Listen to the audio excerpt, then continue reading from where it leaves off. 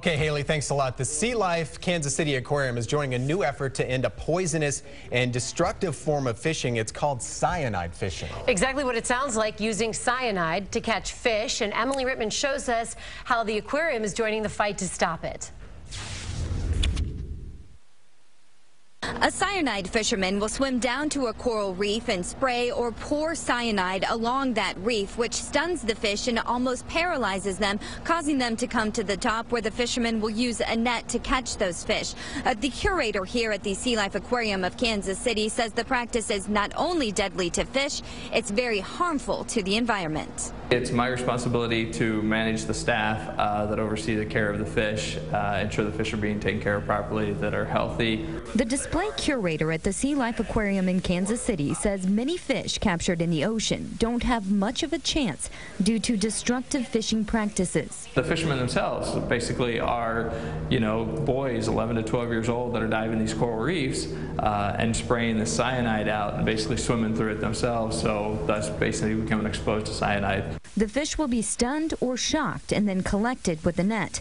The coral reef is destroyed by the poison. The fish are used in the ornamental fish industry, such as your home aquariums.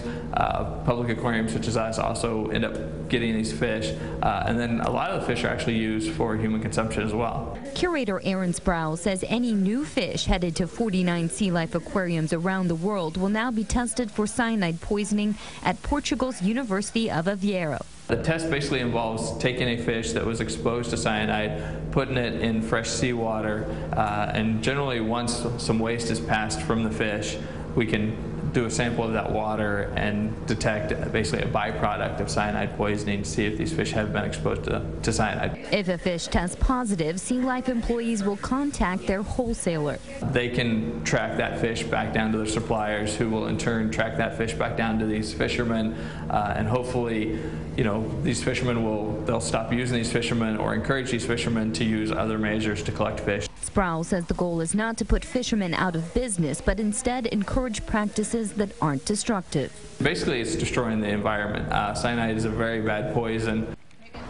The curator says right now about 20% of the Earth's coral reefs have already been destroyed, and if practices like cyanide fishing continue, he says 25% more of the coral reefs could also be destroyed. Back to you guys.